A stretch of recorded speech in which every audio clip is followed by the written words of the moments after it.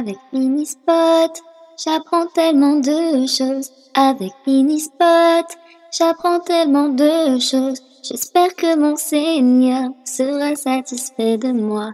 J'espère que mon Seigneur sera satisfait de moi.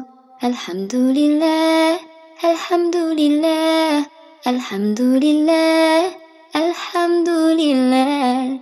Que l'islam et mon iman soient de plus en plus forts afin d'être auprès d'Allah. Voici le véritable trésor. Ça y est les enfants, c'est le mois de Ramadan, un mois de partage, un mois si important. On prie chaque matin, on jeûne tout doucement, et l'on purifie nos cœurs à chaque instant. Ça y est les enfants, c'est le mois de Ramadan, un mois de lumière pour les petits et grands. On lit le Coran et l'on fait des douas pour plaire à Allah et remplir notre foi. Assalamu alaikum les enfants. Aujourd'hui, nous allons parler de l'histoire des 3 voyageurs dans la grotte. Les chers enfants, il y a quelque temps, 3 hommes se mirent en route jusqu'à la tombée de la nuit. Et donc, ils décidèrent de se réfugier dans une grotte. Un rocher dégringola de la montagne et boucha l'entrée de la grotte. Ils dirent alors, nous ne serons libérés de ce rocher que si nous invoquons Allah au nom de nos bonnes actions passées. L'un d'eux dit, Seigneur, j'avais un père très âgé qui vivait avec ma mère. Avant qu'ils aient mangé, je ne donnais ni boisson ni manger à personne avant eux, que je sois une personne de ma famille ou non. Un jour, j'ai emmené paître mes animaux dans un endroit éloigné, si bien que mes parents se sont endormis avant mon retour. J'ai trait pour eux leur part de lait, mais je les ai trouvés endormis. Il m'a cependant répugné de les réveiller ou de donner leur lait à ma famille. J'ai donc patienté, tenant le bol dans ma main, attendant ainsi leur réveil jusqu'à la pointe du jour, alors que mes enfants criaient de faim des pieds. Ils se réveillèrent enfin et burent leur lait.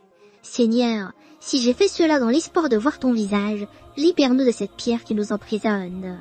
Le rocher se déplaça un peu, mais pas assez pour les laisser sortir. Le second homme dit, Seigneur, j'avais une cousine que j'aimais autant qu'on puisse aimer les femmes. Je lui faisais des propositions malhonnêtes, mais elle s'y refusait toujours, jusqu'à ce qu'une année de grande disette la poussa à s'adresser à moi. Je lui donnai alors 120 pièces d'or, à condition qu'elle se donnât à moi, et elle accepta. Lorsqu'il allait la prendre, elle me dit, crains Allah, et ne prends pas un chemin contraire à notre religion. Je la laissai alors, bien qu'elle fût pour moi l'être le plus cher, et je lui ai quand même restitué l'or.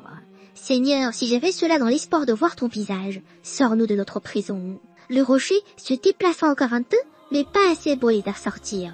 Le troisième homme dit, Seigneur, j'ai pris à mon service des salariés que j'ai tous rétribués, sauf l'un d'eux qui partit en me laissant son salaire. Je le lui fis fructifier jusqu'à en faire une grande fortune. Après un certain temps, il vint me dire, ô esclave d'Allah, donne-moi mon salaire. Je lui dis, tout ce que tu vois là comme chameaux, bovins, ovins et esclaves est le produit de ton salaire. Il dit, ô esclave d'Allah, est-ce que tu te moques de moi? Je dis, je ne me moque point de toi. Il prit alors tous ses biens et les conduisant chez lui sans rien en laisser. Seigneur, si j'ai fait cela dans l'espoir de voir ton visage, sors-nous de notre prison. Le rocher s'écarta encore, et alors ils sortirent en marchant. Les chers enfants, quels sont les enseignements que l'on peut tirer de cette histoire? Tout d'abord, il est important de s'interroger. Si c'était nous qui nous trouvions enfermés dans la grotte, par quelles bonnes actions nous pourrions invoquer Allah Azza wa Jal? Avons-nous accompli une bonne action, rien que pour bénéficier de l'agrément d'Allah? Si nous pouvons le dire, alors en effet notre vie n'est ni vide, ni insignifiante. Deuxièmement, Allah Azza wa Jal aime les actes faits avec une bonne intention. Troisièmement, nous apprenons qu'une personne en situation de difficulté doit lever les mains et invoquer Allah. Celui qui invoque Allah pour soulager ses peines retrouve la force et le courage. Quatrièmement, nous voyons l'importance de respecter les parents. Leur accorder de la valeur plaît à Allah Azza wa Jal. C'est ainsi qu'Allah accepte nos invocations. Cinquièmement, il se peut que parmi ce que nous désirons et pour lequel nous invoquons Allah Azza wa Jal, il y ait des désirs non satisfaits. Cela parce que certaines choses que nous voulons beaucoup risquent de nous apporter plus de mal que de bien. C'est pour cela qu'Allah Azza wa Jal peut ne pas exaucer nos invocations.